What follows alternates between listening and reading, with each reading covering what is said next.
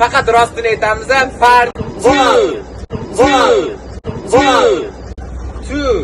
Bu kelasi kechirib tortdi, men chopib olib o'tkazarman. Men bilan partibon. Mana Timur, hayotingda eng yaqin do'sting kim? Xondan. O'ylanib turibdi. Endi do'st deganda menimcha birinchi. Mana Ne ikkilanirasan, mana menga savol bering masalan. kim yaqin? Timur. Mana boshqatda. Timur mana. Ko'rasan, hali savol bermasin mana. Timur mana.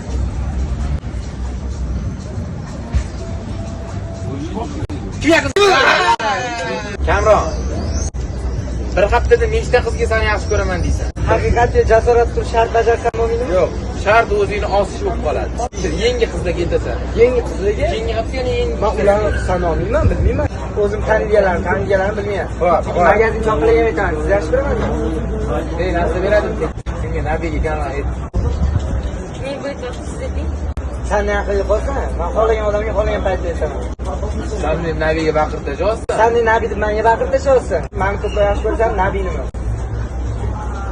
Sen hozir ikkilanishingni o'zi mana shu katastrofa deb bu.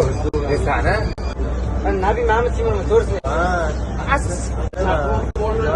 Qadim zamonlarda olis bir o'rmondagi jodulangan qishloqda Bo'pti, nabi senga savol.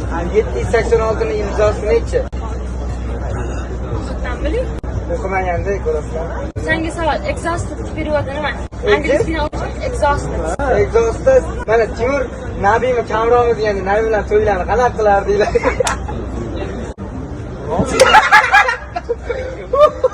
Yaxshi. Mana so'zingizda kimya bor, boshinglar. Juda mosli bir-biriga. Zo'r azmi intervyularimiz shuni gap qolamizda. O'rtoqlar, bizda texnik problem bo'lib qoldi. O'shaning uchun keyingi videolarda davom etinglar, sizlar bilan nasib ko'rishamiz. Bo'pti.